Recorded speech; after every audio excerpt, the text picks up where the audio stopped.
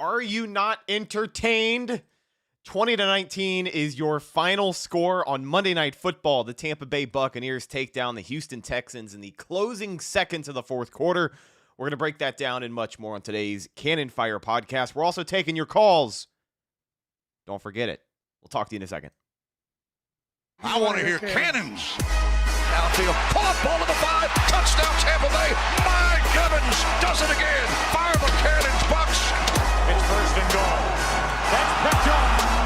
And who else? Rondé Barber. And the Tampa Bay Buccaneers may ride to the Super Bowl with that one. There it is. The dagger's in. We're going to win the Super Bowl. And there the cannons go. Fire them. Keep on firing them. Keep on firing them.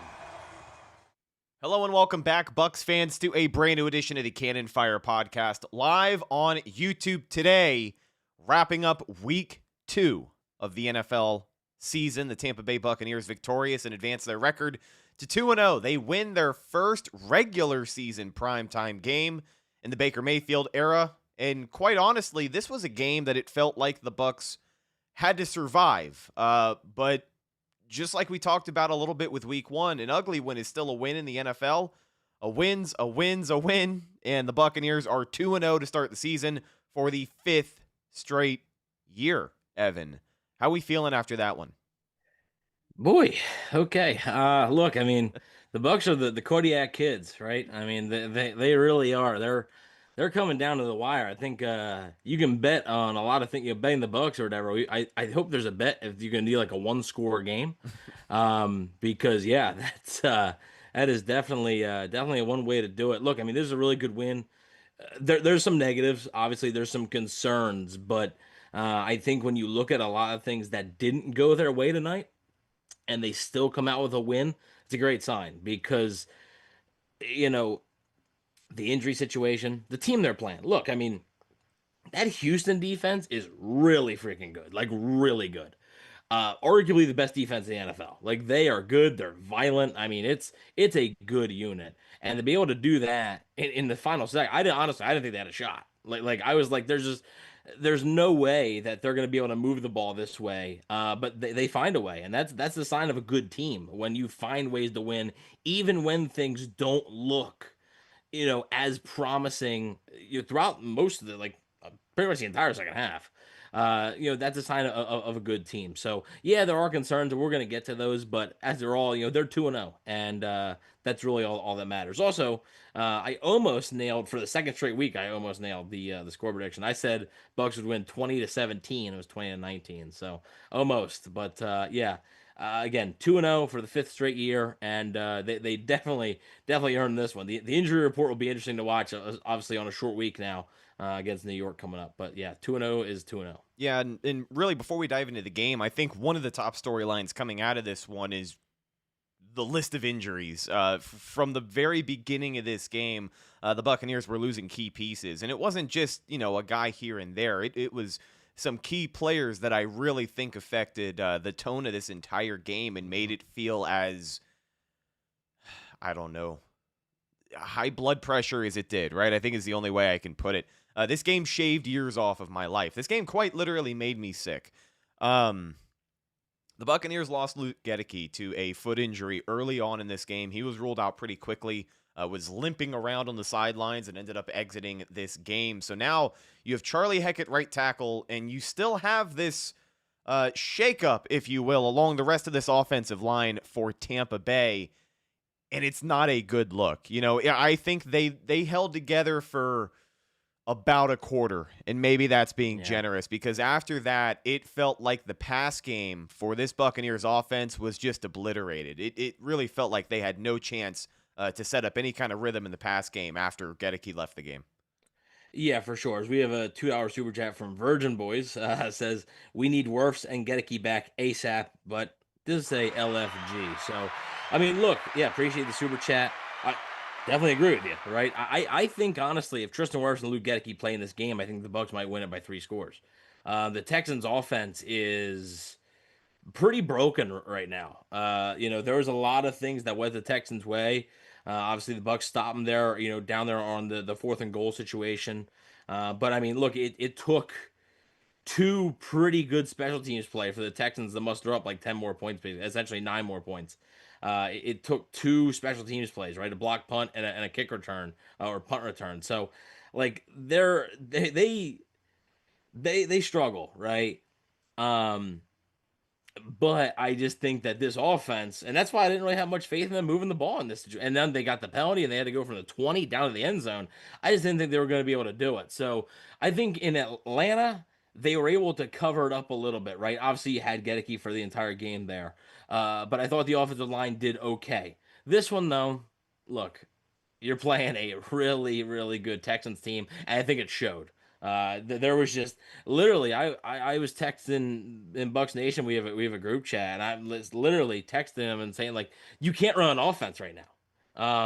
They just couldn't. It was a bunch of stuff in the flat where the Texans were just going to be able to defend it easily because they knew there was no threat over the top because the Bucs didn't have time to go over the top. Mayfield tried it like once and he got sacked. So, I thought the offensive line was not great, but again, when you're down the guys you're down and you have one guy, in the spot he's supposed to, one of 5 in the spot that he's supposed to, it's Cody Mauch at right guard. That is the only guy that's playing the position that he is supposed to be playing right now. It's going to be tough sledding against a really good Texans unit. So hopefully Gedeke isn't out long term. Hopefully Tristan Wirfs comes back. Seems like he's getting a lot closer too. Hopefully those things happen for the Bucs. As we have a $1.99 super chat from Chris Sturba. No message. Appreciate the $2 though, Chris. Really do appreciate it. I also think, and we'll talk about this later, but I thought Baker Mayfield was pretty darn good tonight. He was a gamer in this one, and I'm curious to see the injury report because I think he might show up on it. He's going to play next week, don't get me wrong, but he is going to be sore tomorrow morning, I think. Yeah, when we talk about, again, some of the overarching storylines from this Buccaneers offense, Josh Grizzard, I don't think you can look at this recent crop of Buccaneer offensive coordinators and think of one who's had to come into a tougher situation than Josh Grizzard. I think when he first was named OC, it looked like a pretty cush position because of the depth at wide receiver. You were, at that time, seemingly going to have Tristan Wirfs, seemingly going to have a healthy Luke Gedeke, and not going to have Graham Barton playing left tackle against Danielle Hunter.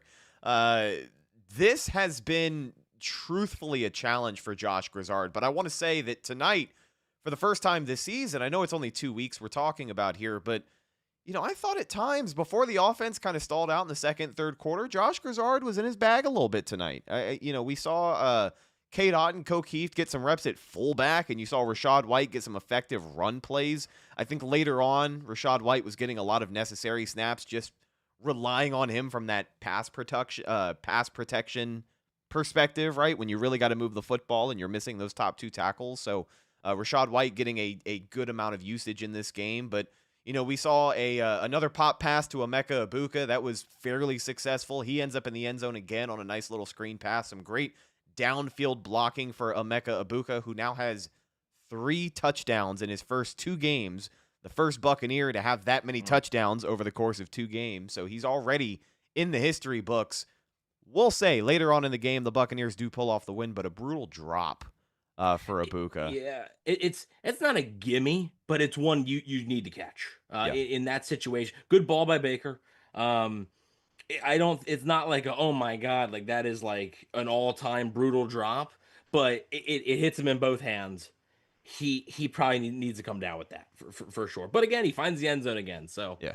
But going back to some of the things this offense did well tonight, largely inept in the second and third quarter, this was a heavyweight battle between 2 pretty good defenses in the NFL. So it certainly felt like it at times. But what the Buccaneers were able to do this week is remedy the run game a bit. I thought that we saw good usage from the running backs. You saw a healthy dose of Bucky Irving and Rachaad White. But as you said before, I think sometimes those guys are at their best when they can complement each other.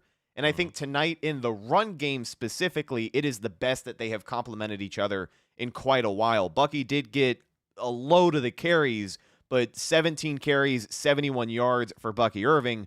Rachaad White, 10 carries, 65 yards, and the game-winning touchdown. Honestly, I thought Rachaad White was maybe the most offensive player for the Bucs tonight. He had a great game. I think he is the offensive player. Look, between him or Baker Mayfield, right? Baker made some plays, and actually more than I think about it, I'll give it to Baker, but Rachaad White's right there. I mean, he was exactly what they needed. Came up with some big runs, like you said. Obviously, scored the game-winning touchdown there. Actually, both times that the Buccaneers have recently kind of been in that situation have been on Monday Night Football, and it was Rachaad White that scored the touchdown. The last time they sort of been in that scenario was against the Saints back in 2022. You were at that game, I believe.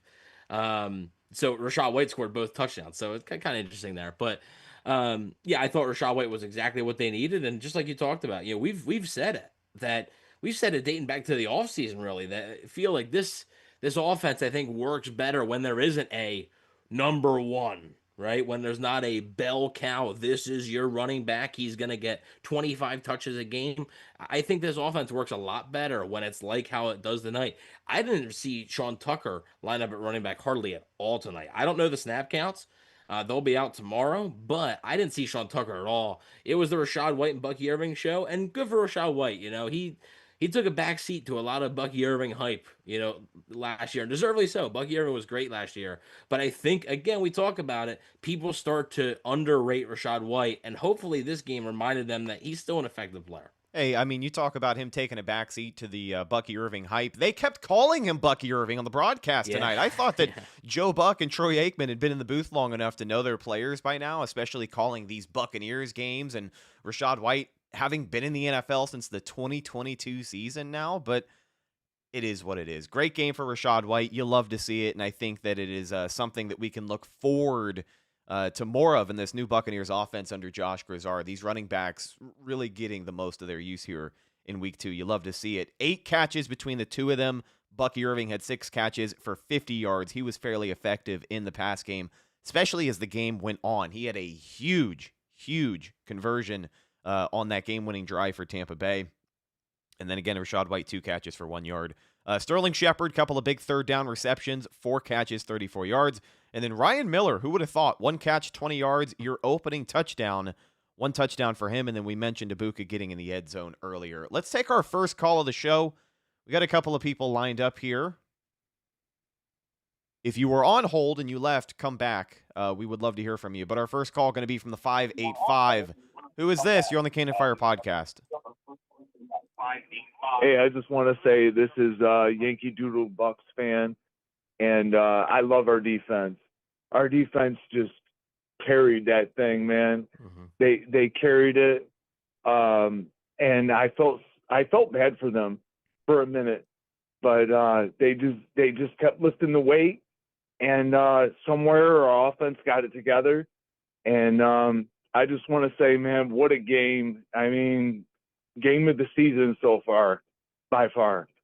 Yeah, certainly a nail biter, and kind of like you said, I think at a certain point I was watching this game and I'm like, they got to win it. They got to win it for the defense sake, because you got so many big third down stops. The Tyke Smith sack, his big first play of the season, and then later on you got the big 4th down goal line stand. That was huge from this defensive unit for Todd Bowles, and those are the kind of plays that will dictate games. And I know that we can talk all day about the pass rush. We'll get into that stuff a little bit more in depth here shortly. But I thought the defense played a great game and really carried the Bucs on their back for most of this one. What'd you think, Evan? No, I agree. We're gonna get to the defense like fully in a little bit, but look, they kept them in it. I mean, this offense was at 4. They scored in their first 2 drives and didn't score again until the last one. So the defense had to keep them in it, and they did just that. The only thing they didn't do was force a turnover. But clutch sacks, a couple of third down sacks as well. Yeah, there's some concerns there with the 4-man pass rush, but you know what? Just like they got the job done, and I think they gave them a chance. And we talk about the 4th and goal situation where they stop them. That's a big play there. So yeah, the Bucs don't win this game if the defense doesn't play the way they do. It just doesn't happen. So as much as we can credit Baker Mayfield or Rachaad White, it's mental toughness for sure, but the defense really was the star of this one. Yankee Doodle, final thoughts before I let you go here. Oh, no, that's it, man. I'm just glad to see you and Evan back at it again. It just seems like it's been a long off season, and much love to you guys, man. I keep you guys for all my Bucs info. Hey, we appreciate you listening, my friend. We'll talk to you soon. Go Bucks. All right, man. Go Bucs. We had another caller here from the 941. Been hanging on for a little while. You're on the Cannon Fire Podcast. Who's this? Good evening, boys. How we doing? Doing What's going on, man? fantastic. How are you doing? Oh, I feel a little bit better. I needed to take a few minutes to recover from that, but Yeah. other than that, I'm pretty good. Pretty happy with the 2-0 start, and win is a win is a win, I guess. Couple things. First of all, about the defense. Yeah, I thought they did a pretty good job holding them, and I feel like they were the thing that helped us get this win. Although I feel like there were some times where I feel like they got a little too close. Like you allowed Houston to get a little too close there. Mhm. Thankfully, they did get some like a fourth downs and stuff. Also, well, what are we doing about Chase McLaughlin, boys? Like that's another missed field goal, and like, what is it time to hit the panic button for Chase? Like, what do you guys think? So okay, and it's I'm glad you brought it up. Right, we're obviously gonna talk about it. I would say it's not panic. And I do think partially because right he hasn't physically cost them a game. Right, he has gotten bailed out a little bit.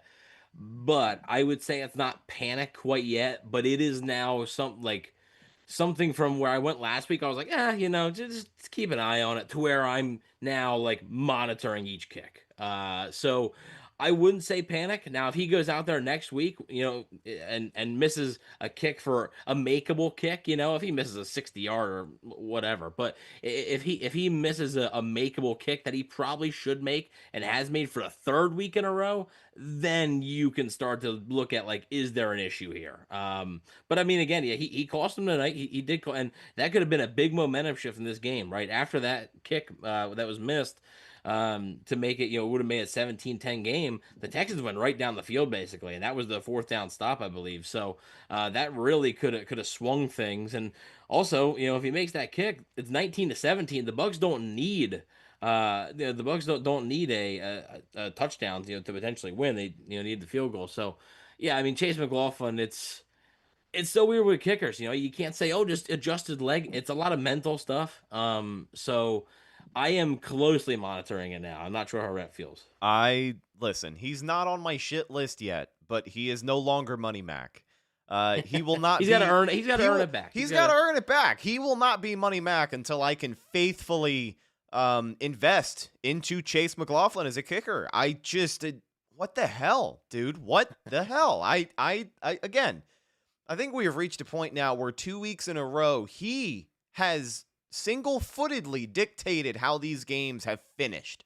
Right? I think that there would have been a much different feeling among everybody watching this game in that second half, and especially in the fourth quarter. It still would have been down to the wire. It still would have been, a primetime finish, if you will. But I can't. I don't know, man. There's something about a kicker's mojo, and once you mess with it, it feels like it can be hard to get back on the wagon. Like, look what the Falcons are going through with Young Wei Koo. 3 years ago, it really felt like he was among the top tier of kickers in the NFL, and now he's not even traveling with the team. I'm not saying that's what's going to happen with Chase McLaughlin here, but Todd Bowles was already pissed at him last week, so I'm very curious to hear what he's going to say, if anything, when the media inevitably brings it up. So I'm going to closely monitor that situation. Our good friend Mac, I'm not going to call him Money Mac anymore. He's just our guy Mac. So we're going to see what our guy Mac can do here in the future.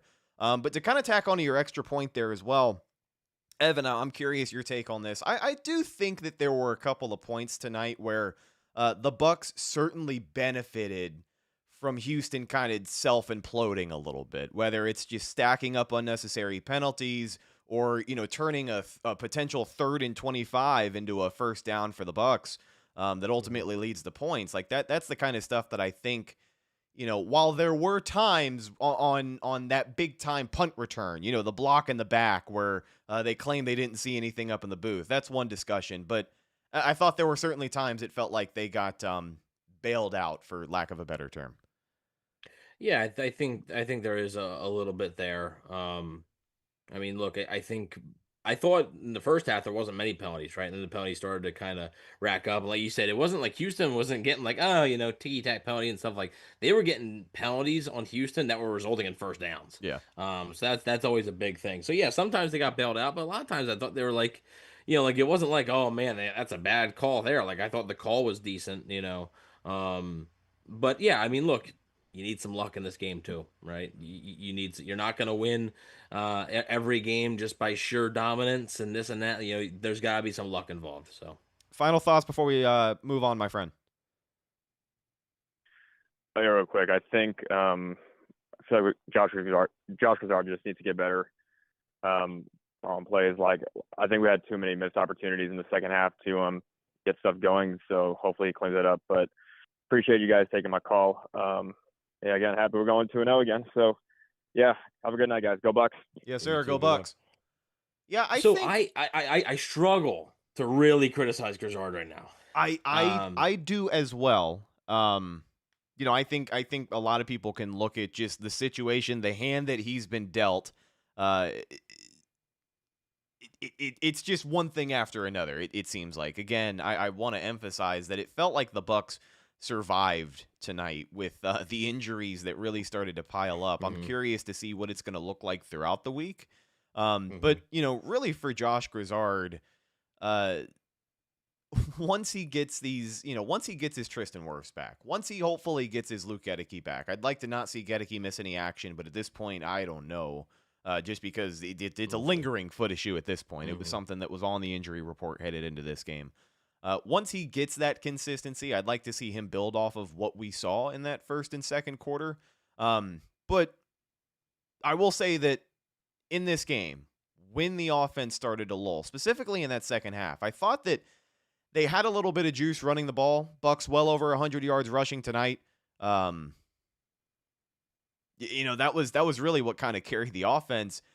I felt like they were getting away from that. Like, I don't know why it felt like in the third, fourth quarter, they were hesitant to lean into the run game. And I know you don't want to become predictable, but at the end of the day, like, that's what was working. No, I definitely agree. It did feel like a little bit pass happy at times when there just wasn't much there, right? It wasn't like you're throwing the ball all over the lot and big play after big play after big play. It wasn't there, and especially in that second half. The Texans really adjusted really well. And I also think like the other thing was with Grizzard, I think we can't discount. Again, you got to give some credit to the opponent. I mean, again, that is a really good defense over there. It's not like the Texans have one of the worst defenses in the NFL. That's arguably the best defense in the NFL, and you're on the road. I mean, that's difficult. That is, you're down your two tackles, not to mention you're still down Chris Godwin, and you're still down Jalen McMillan. Yeah. That matters. Emeka Egbuka might have gotten a little banged up in this game. Baker Mayfield maybe a little banged up.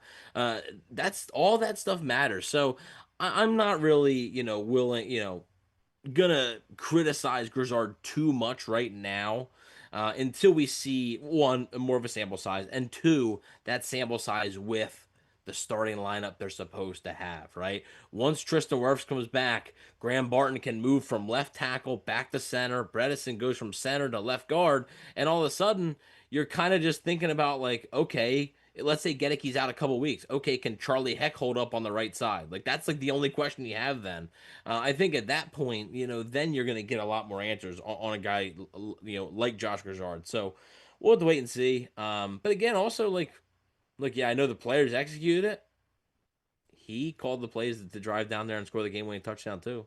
He was able to figure out some things with the Texans as well. So, give credit where credit is due. Again, I think the Texans are I think a solid team. I know they're 0-2, but like they're not like a bad football team. And again, that's on the road, and you were facing a really tough defense. So I was overall pretty impressed tonight.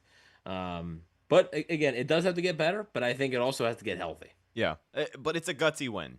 All the things that you just mentioned, the injuries that were stacked up against them, I think that this is one of those wins that, much like that Lions win in 2024 early on in the season, you look at how shorthanded they were, how much they were getting dominated in pass protection for that specific game in the first half. Just a gutsy win. And I think that this is one of those wins that separates an average NFL team from a damn good NFL team. And the Buccaneers over the first 2 weeks, again, still some things to clean up, but they are finding ways to win these games. And that's what's important, because in the past, we have certainly seen them find ways to lose games like this. And there were quite a few moments tonight in the third and fourth quarter where it looked like they may be losing another primetime game, until the closing seconds. Yeah.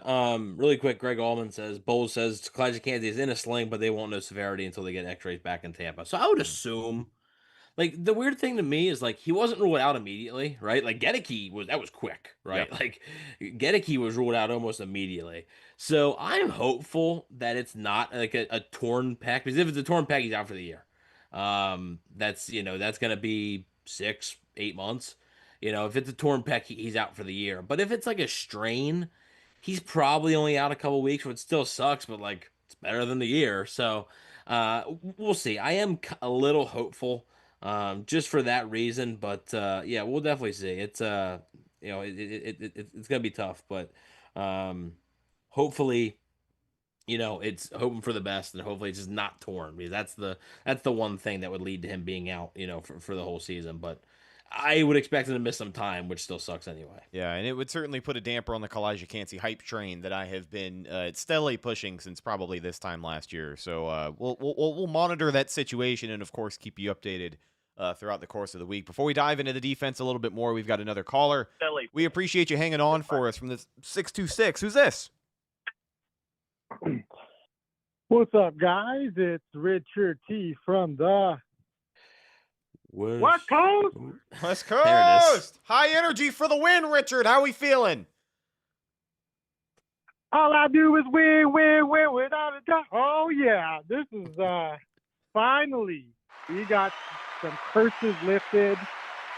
We got primetime curse lift. We got this Texans curse lift. We kind of reopened the kicking curse, but you guys already addressed that. When one curse closes, another opens. Exactly right. Never easy for a Bucs fan. Look, we'll start off with the good. To do what we did, especially that game-winning touchdown drive against that defense. We've all been saying it's a good defense. I'm gonna go ahead and take it one step level higher. That is a Super Bowl caliber defense, right? Mm-hmm. It is hard to score points against those guys. Yeah. 2 years ago, we did it. We scored 37 points, but we were fully healthy. The way that Grizzard had to really adjust with losing our top two bookends and makeshift offensive line and still no Chris Godwin, it's big kudos for him.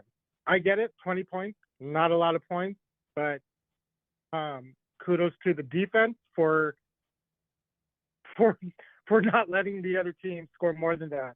Especially, doesn't it feel a little redemption that they weren't able to get that, or almost felt like it was kind of redemption with, when they got that leading touchdown with Nick Chubb. I was having a little PTSD when that happened. But man, that game winning drive. Wow. I gotta say, wow. Yeah, it felt like it felt like a lot of pressure just because of primetime and all the issues the Bucs have had in that spot like before. But when you look at what the offense had to do, luckily they had their timeouts. So, you had 9 seconds left to run a couple of plays here and ultimately try and find the end zone, which is what the Bucs were able to do. But I think that seeing Baker Mayfield perform in the 2-minute drill, Baker Mayfield scrambling on that 4th down conversion, dude, like that is probably the play of the game. You can look at a lot of moments here on the offensive side of the ball and say that saved the game or that kept the Bucs in the game. Again, the defense, we cannot short them on the big time stop, the Tyke Smith 3rd down stop with his with the sack there, the 4th down goal line stand. That's big time stuff from the defense, and that's exactly what you want to see from this level of Todd Bowles defense. But Baker Mayfield proved not only to all the Bucs fans watching, but I mean to really the entire country. This was on prime time. That's why guys want to play for Baker. And that was one of the most impactful plays I've seen from him as a Tampa Bay Buccaneer, because he has countless scrambles like that where he's getting away from guys and he's extending drives with his legs. But like that felt like the most meaningful, certainly so far this year. Again, we're only 2 weeks into the season and it feels like we've watched 7 games. That's how high stakes these have been. And really quickly, shout out to Amazement 717 with the $9.99 super chat. He said, Brady-like by Baker. When Chubb scored, I wasn't even worried because Baker has done this so many times in Tampa. Both tackles out, penalty on the return, and still scored a touchdown. Special teams almost cost us in this game. That is a great point. We'll dive into that here as well. Special teams unit was terrible. I mean, outside of Riley Dixon, having an average night as our punter, it felt like there were some miscommunications and just some breakdowns all over the board. But this was a gutsy win in Richard. I don't think that I don't think there's much better feeling you can come away from on prime time than a classic 2-minute game-winning drive from your franchise quarterback. That's why you love to see Baker play. Dude, it's a big relief.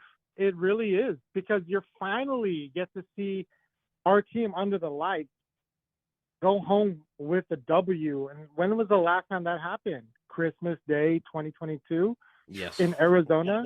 I know. is. I was at that game. Oh, man. That was a wild game. And so it's been you can say almost 3 years now at this point that's the last time it's happened. One thing to talk about the special teams really quick. I really believe that going into this game that the Bucs had the advantage of special teams. Man, that was quite the opposite. I couldn't believe all the big returns that the Texans had. I'm like, where's the coverage? And then the missed field goal and the block punt. We went block punt. from block punt. Thank you, block punt. We went from NFC Special Teams Player of the Week to like the worst of the week. Let's fire our special teams coach. Like, what the heck just happened? So, okay, well, hopefully they get to turn that around. Another challenge for us. I know the Jets are not exactly prime time, high quality team, but they present some things. So I think I still don't think that's going to be an easy win either. But for now, we enjoyed this win. Bucs are going home quite a little beat up, but we're 2-0, baby. We're 2-0. Let's go. Let's go, Richard T. We're 2-0. Shout out to Deep Blue S550 with a $2 super chat. LFG, with all the injuries we are going through, we are 2-0. Richard T., we appreciate talking to you, my friend. We'll talk to you soon. Go Bucs. Go Bucs. We have got a huge list of callers here. We appreciate you guys hanging on with us. We're going to try. Really quick, though. Yeah. Really quick, before we get to the next caller. Because I've seen these comments pop up on other videos, and I'm not sure what this guy's talking about. Bat W, I don't know what you're talking about. Oh, here we go. Nobody. Last week, he claims that we didn't have faith in the Bucs and picked them to lose. I'm not sure what show you're watching, but it wasn't ours. Because me and Rhett both picked them to win on the season prediction show and the preview show. So we were right when the Bucs would win there. On the season prediction show, I'm not 100% sure what Rhett had a loss in the first 3 weeks. I'm not sure which one it was. I think I had them losing this one on season predictions. Okay, but I know I had them winning because I had them starting the season 3-0. On the game preview, I wasn't on that game preview. Okay, we do our predictions. I do my predictions on IG stories. Now, if you look on the IG story on Bucs_Daily, I picked the Bucs to win 20-17. I believe that Rhett picked the Bucs to win in the game preview. So I don't know what you're talking about when you're saying you predicted us to lose. It didn't happen. So I don't know what you're talking about and what you're getting upset with. I don't know, but he's here every single week getting upset, so we can thank him for that. I appreciate you being here. I don't know if he's subscribed to the channel, but he really is a faithful viewer and a locked in locked in asset here in the chat room and in the comment section. So we appreciate your support, Bat W, MK, David, Chris Sturba, everybody else in the chat hanging out with us tonight. It's time to check your sheet. That's what it's time to check do. Your sheet. Check your sheet, man. Talk about pulling something out of the archive. Let's get into this next call. From the 813, you've been hanging on for a while. We appreciate you. Who's this? Yo, it is Bernard, man. BK Jackson giving you guys a call. I'm all the way out here. I'm out here headed to Massachusetts at this point. I had to watch the game on a plane. Wow. It's by far the hardest thing I've ever had to do in my life. Especially that kind of game, right? It's hard to contain. Yeah. Oh my God. It was brutal. But nonetheless, I pulled it out, and so did the Bucs. So that's a win there. I just had a couple of key points that I wanted to kind of stress out. I know you guys already talked about on the Gazard ticket as far as, giving them some slack, kind of seeing where we're at with that. I just want to make a note, like, not only are we out the tackles, like, we've got a pickup guard at this point, and you almost have to consider, your backup tackle. We've started the backup to the backup tackle. You know what I mean? So, and it shows. I ain't gonna lie to you. I would have loved to see a lot more running on that because it seemed like the only time that those guys really were able to get on a roll is in the passing game. I mean, in the running game. And it's it's a big difference moving forward versus having to step back. But man, that D line for Houston literally had their way. I mean, Baker really had not much time at all to throw the ball, which leads me to the point where I do kind of stress on Gazard. Where are these kind of quick out with the ball throws that we saw in the 2-minute drill? A lot of these things we saw coming out last year with the Cohen offense. I was hoping to kind of see some of the same thing, but my problem is I'm not necessarily. I'm seeing these drop backs and these long read progressions. Ball's not here, ball's not out, ball's not there. Like where's the bang bang? And I think that would help out a lot with Baker and his A, decision making, and B, not getting hit when we don't have the actual personnel to protect him.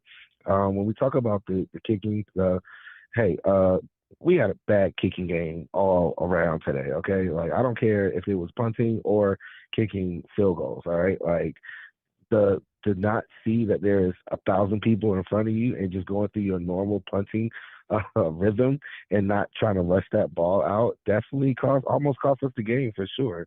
And then you tack on the fact that, hey, man, but we all love Chase. You guys are showing mad love to Chase. But, hey, buddy. Like Evan with love, I am not trying to wait until a loss to fire this guy. Look, at best, if you're not going to fire this guy, okay, because I don't want to support that. But at best, you got to bring somebody in. You have to bring somebody in for all means. Like, I don't want to end up like the Falcons. You know what I mean? Like, but at the end of the day, you brought somebody in. Koo stayed home, and guess what happened?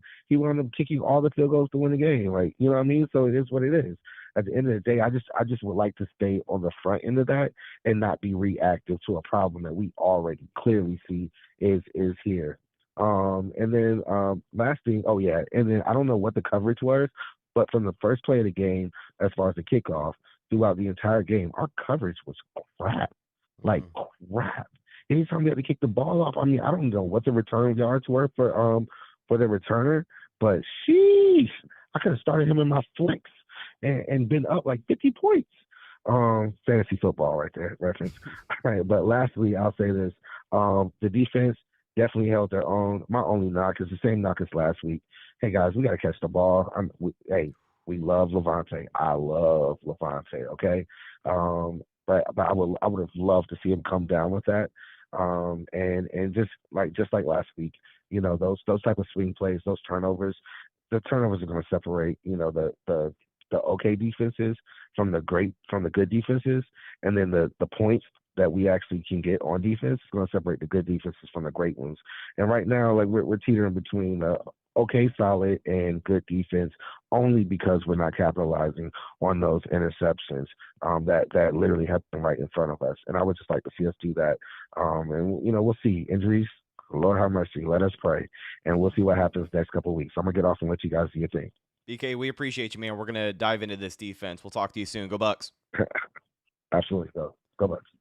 So, again, taking a look at this pass rush, BK brought up a lot of really good points here. And I think that pass rush aside, there were some strong secondary performances tonight, which we'll get into here. But Man, it really does feel like this defense cannot buy an interception at this point. I thought that the Levante David dropped INT was the most egregious so far this season because that was like a lollipop pass to It's him. there. It You had to catch it. It just felt like, again, so far this season, 2 games feels like such a small sample size, but I swear on my life I have seen 5 or 6 dropped interceptions. It's I'm hoping it doesn't become an issue. Just hang on to the ball. And look, I mean that put points on the board for Houston, right? I mean that made it a 14-13 game. Houston kicked the field goal right after that that would have stopped them right there. That could have very well cost the Bucs the game. Because even if Houston doesn't score that touchdown with Nick Chubb, all they need was a field goal to take the lead. After that. So yeah, I mean you gotta find a way to make that play. I mean, it's plays like that we've seen from this defense time and time again that I think leaves people really frustrated, right? Because we talk about killer instinct, we talk about closers, and even the guys that are like good players, they just can't do it, right? Like they just can't come up with that big play when they need it. Now, David did have half a sack. I Okay, this is like it hurts me. Oh no. Levante David it hurt because it's like watching an old boxer, right? He has it, right? He's good, but he's not what he once was, right? And you saw it a little bit last year, I think for the first time. I thought Levante David's been pretty good longevity wise for a while. It was like the first time towards the end of last year that I was kind of like, I know what you're getting at, and there were definitely a couple of moments tonight where it hurts me because I'm just like, that's not the same guy out there. And look, he doesn't know the Bucs anything, right? And he's a good player still. I'm not saying he's bad. He's obviously the best linebacker on the team. Servassier Dennis with another night. He's good at run defense. Like Servassier Dennis is a good run defender. He just can't do anything in pass coverage. But Levante David, like the agility is just not the same. And it's not. I don't expect it to be, right? But it's the reality. Yeah. I honestly, I almost hope that this might be his last year. For one reason. It's the same reason Tom Brady said. Like, when I feel like I start to suck, like, I'll retire. Because you don't want to go out and just look like a joke, right? And people will be like, well, it's like a pitcher, right? Who's like 40 years old. Now he was like good 10 years ago, and now he's pitching to a 6 ERA, and he just won't give it up. Levante David is still a good player, but the moments that you're like, oh man, he's losing a step, they're starting to pile up a little bit more, and that sucks. But it is the reality of football. Yeah, it is, man. And I think that you can have this discussion in a couple of places. The ultimate point is that these guys continue to get older, and then the guys coming into the league are all the same age. They're all 21, 22, 23. Yeah. They're young. They're all faster. Yeah. Right, and they're getting faster, and they're getting more athletic than they have ever been in the past. So it is it's a valid point. I don't have very much to add because it does hurt my heart the same way it hurts yours. So we will just move on, but it is certainly and look, take this season, right, with gratitude and with, because I would say it's a 95% chance this is it. Yeah. Like I think, you got the Levante David farewell tour basically, right? Just like the John Cena farewell tour. Like, he's not going to announce it, right? But like, I would be very surprised if Levante David's playing football next year. Let's get to our next caller here from the 770. You're on the Cannon Fire podcast. Who's this? What's up, y'all? It's Corey from Nashville. What's up, Corey? Oh, I am exhausted. Yeah. Don't blame you. I feel like I was playing in that game. Yeah. Hey, look, man. Listen, these 8 quarters of football, I know we get excited for football season, but I don't want to ever feel like I'm playing too. And that's how I feel after these 2 weeks. I feel like I'm playing. But listen, man, this is so.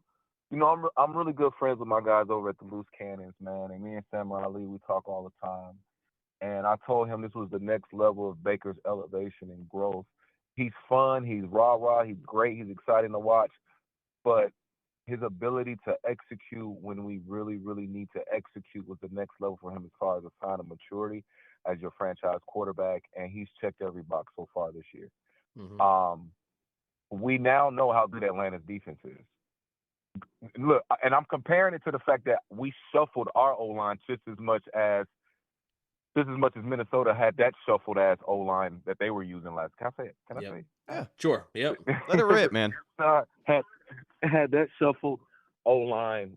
So I say that with them only getting one sack. They could have picked off the ball a couple times, but so could have we. So could have we that game. But no turnovers, no sacks against that, and you see how ferocious Atlanta's defense was last night. They are much improved. Yes. Yeah. What, 6 sacks? Yeah, they're young.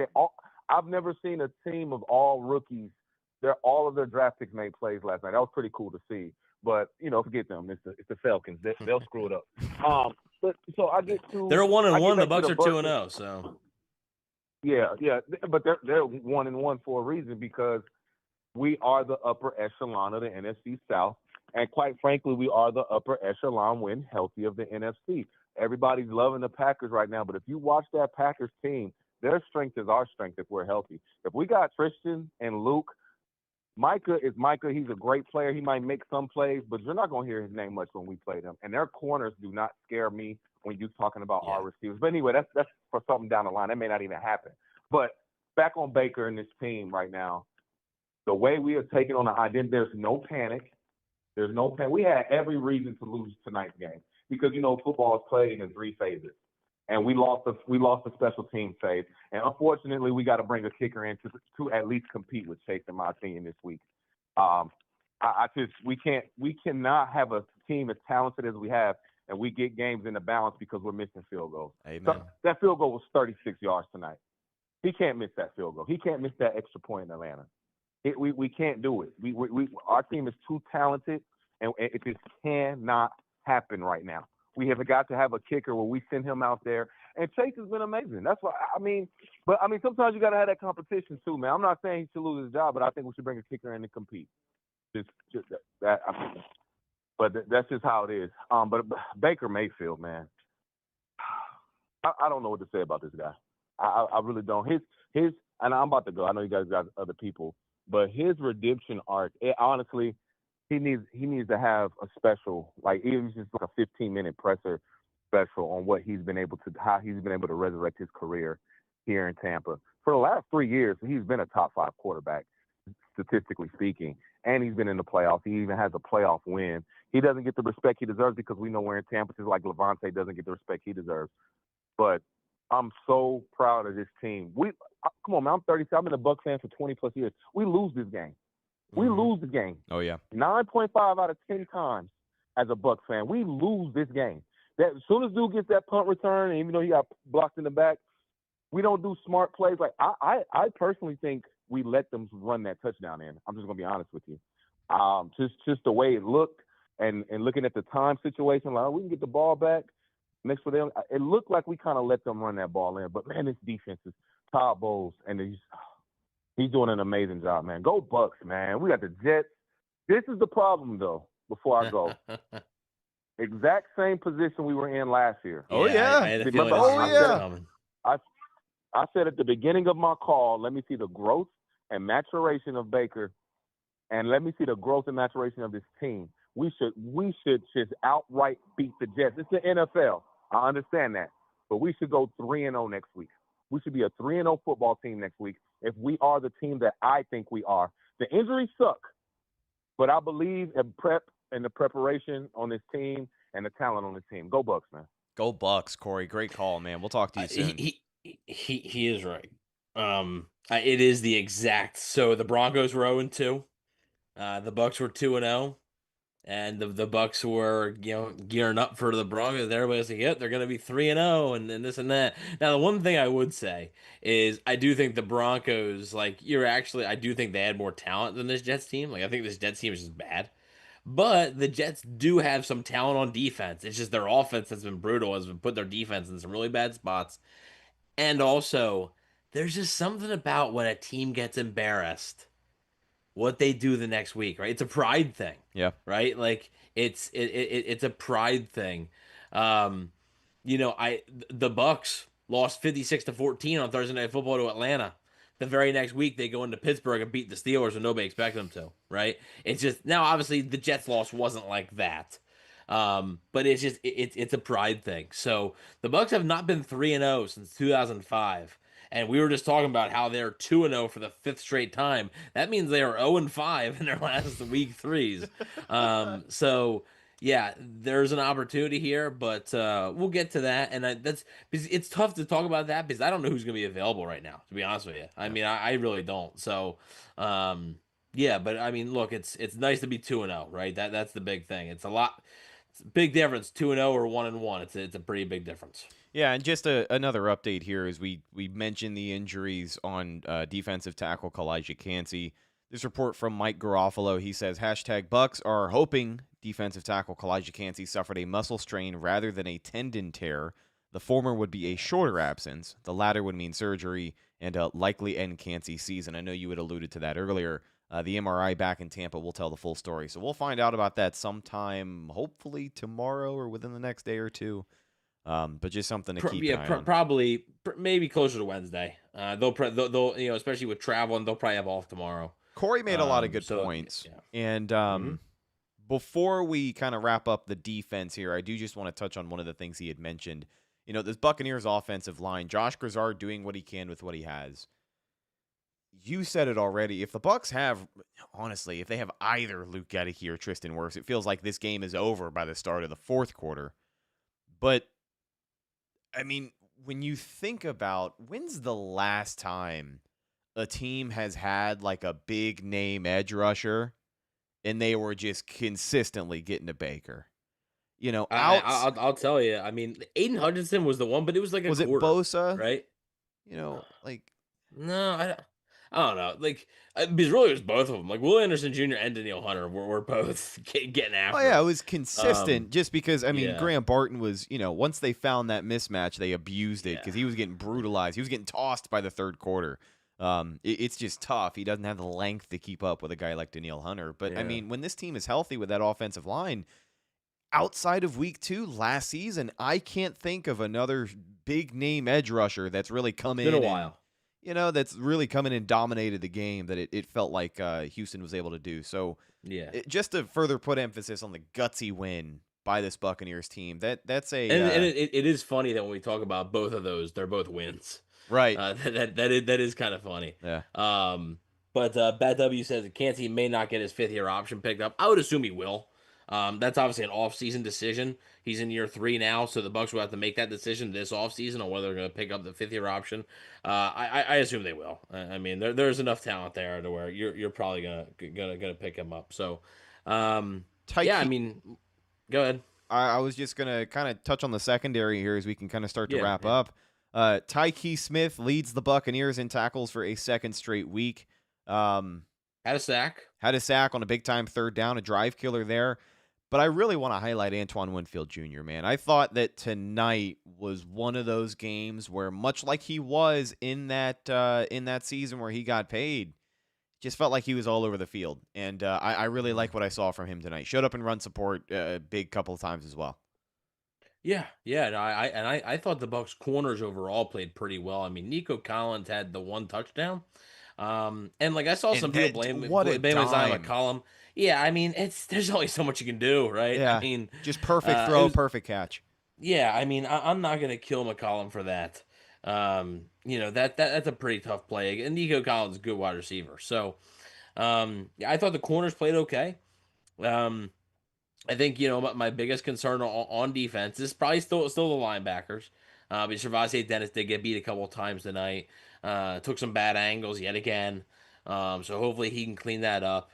And then also obviously getting there with 4 guys. I mean, the Texans offensive line is not good, and yes, losing Kancey hurts, but it seemed like again the Bucs were having real trouble getting any sort of pressure without blitzing. And if you can't get pressure without blitzing against that offensive line, I don't know how you're going to do against others. So I do want to wrap up with the special teams really quick, just because we do want to talk about it.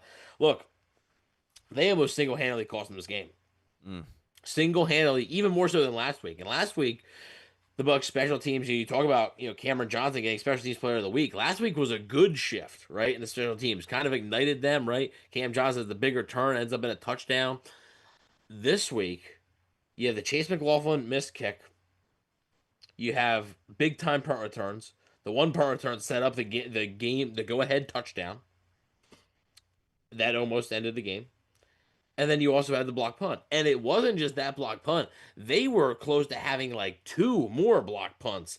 They were close the entire time, and they finally broke through there. The Bucs are lucky that it was only 1 block punt. So the special teams is going to have to be much better, because if that's the special teams you're going to get on a week-to-week basis, you are not going to win consistently. So special teams definitely got to clean it up. After an okay week last week outside of the 2 missed kicks, they didn't really have any issues, punt-wise or coverage-wise or punt return-wise. This week was a complete 180 from that. So that's got to get cleaned up for sure. Yeah, I'd like to see just some more consistency on the offensive side of the ball, really, for Josh Grizzard. I know that this is an incredibly short-handed unit, especially at the offensive line, which headed into the season, you would argue is maybe the strongest group of starters for the Buccaneers, just because of how valuable they all are, and how Luke Gedeke and Tristan Wirfs are some of the league's best. So both of them being compensated like it now. But with that being said, I just want to see them be consistent. Felt like the Buccaneers kind of exploded, got 150 yards over the first couple of drives here, and then just went away until the very end of the game when you were down both of your tackles. Luke Gedeke exits the game, and you practically don't have a pass game at that point. So it felt like if they could have been a little bit more consistent, even running the football, that found a way to work. The Buccaneers as a team ran the ball really well against Houston. So, I thought they could have leaned into that a couple more times. But that'll come with time. Josh Grizzard, again, going to find ways to adjust. Making adjustments throughout the game as well is always going to be super important. So just some things we will continue to keep an eye on. But with all of that being said, Evan, I think that's going to do it for today's episode of the Cannon Fire Podcast. I want to thank everybody for hanging out with us on YouTube tonight. We had a ton of people in the live chat. We had a ton of people calling in. We love the interaction. That's what these shows are all about. We want to get the raw, unfiltered feelings after a Buccaneers win or loss. What would we do if they lost? I guess we'll never know, because right now we're 2-0, my friend, and that's a pretty damn good feeling. Not gonna lie to you, especially after some high stakes drama like we have seen in these first 2 games. No, it's again, I was before we ended up going live, I said to you, man, can we just have 1 week where it's like, I don't know, they're up 17 and with like 2 minutes left, I know I'm good to go. Like I don't have to be running around like a freaking lunatic here, trying to get all set up. Like, yeah, I would appreciate that. So maybe next week, against the New York Jets to go 3-0. How about a nice little like 17-point win? How about that? Yeah, I don't know, man. We got even a 9-point win. Anything that's 2 scores, I'm good with. Let's not have it come down to the last play of the game. How about that? Starting QB up in New York, Justin Fields, currently on concussion protocol. His status up in the air. We could potentially see Tyrod Taylor. And Tyrod Taylor, even in the big year of 2025, still has the makings of a quarterback that just scares the hell out of me as a Bucs fan. I don't know why. Trying to go 3-0. For the first time in 20 years against the backup quarterback on a team that's struggling, and they're going to be wearing like creamsicle uniforms. What could go wrong? I'm telling you, man. I'm telling you, I need to put something to bed before we officially end the show. I'm taking a Google here. Hopefully they have a good answer for me. As a starter, quarterback Tyrod Taylor has an undefeated record of 2-0 against the Tampa Bay Buccaneers. I don't remember. I remember the one time with the Bills. I don't remember the other time. As a starter, he is 2-0. Yes. He has an all-time record of 4-1. Oh, I'm sorry. Never mind. That is against the Browns. I don't know why they gave me fake news. Yeah, I don't know. Hold on, I got it here. All right, his all-time record 2-0 against the Tampa Bay Buccaneers as a starter. Yeah. So I remember the Bills game. I think in 2017, the Bucs went into Buffalo and Tyrod beat them. Other than that, I don't really remember the last time they played him though. I think it was O.J. Howard had a touchdown that game. He did, and he had too. Mike Evans caught a late touchdown. I know that. That was like one of those O.J. Howard games where we all came away from it and we were like, this guy, awesome. man. They just did nothing. So. Oh man. Yeah, but I was about to make a joke, but I won't. It has to do with his name. So no, all right. I think it's time to wrap up the show. It's 11:04 on the East Coast. Yeah, you're about Bucs to. are 2-0. Yeah. Yeah, it's time to wrap up the show. You're about to. Yeah. Yeah, but look, I mean, we appreciate all the support. I think at one point there was like 260 people in here. A lot of super chats tonight, a lot of phone calls. We appreciate it all. Even if you guys don't super chat, just you interacting in the chat with each other is pretty cool to see. So we definitely appreciate it all, and we're happy that you're sticking with us late here. We know, look. Florida, right? It's East Coast. A lot of you guys are from Florida. We know it's kind of late. You guys have work tomorrow. We appreciate you guys hanging out with us. And thank you for keeping it civil tonight. I appreciate everybody being friendly. That's what we'd like to. I think people were see. too exhilarated from the loss. I mean, from the loss, from the win, to really go at each other. Yeah, there we go. We got some more football to watch. So if you plan on staying up, catch the rest of Raiders Chargers. And you can catch us in about 2 hours to recap that game. Yeah, here on YouTube. No, that's on James' other channel. Mr. That's right. Mr. Charger Nation, Mr. Bolts Nation, Mr. Bolts. All charged up. That's what it's called. Find the show on social media. Mr. Silver and Black.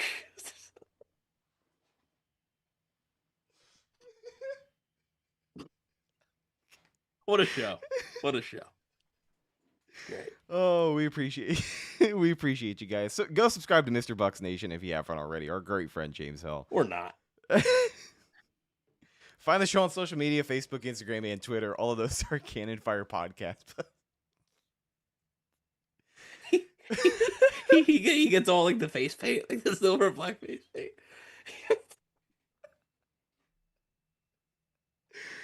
Evan, where can the people find you on They can find me anywhere. You've completely broken the end of the show. I know. This is good. They can find me on Twitter at EvanNFL. Find me on Instagram at Bucs_daily. Check out my written work at BucsNation.com. I'll have post-game reactions on social media. Look, I mean, there's going to be probably a lot of them from this game here. And yeah, there's gonna be a lot of stuff. And look, we got a short week, right? I mean, that's in 6 days. My days are gonna be all screwed up because the Bucs play on Monday and stuff. So they got a short week, and hopefully the Bucs will be going 3-0. But we'll have betting the Bucs for week 3 out.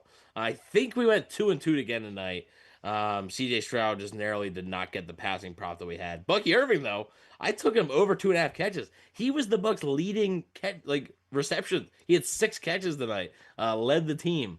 So that was good. Mike Evans, unfortunately, did not find the end zone. He was the only passing game we had left by the end of this one, man. God bless Bucky Irving, because very good night for him and Rachaad White. Both of the running backs came in clutch for this Buccaneers offense. Last but not least, you can find myself on Instagram and Twitter at Redicus, RHETTAKUS. If you follow me, I will follow you back. We will talk to you guys later on this week with some more Tampa Bay Buccaneer news and headlines. I'm your host, Rhett Matthew, signing off for my co-host, Evan Wanish. We will see you in the next one. Until then, and as always, thank you for hanging out with us, and go Bucs.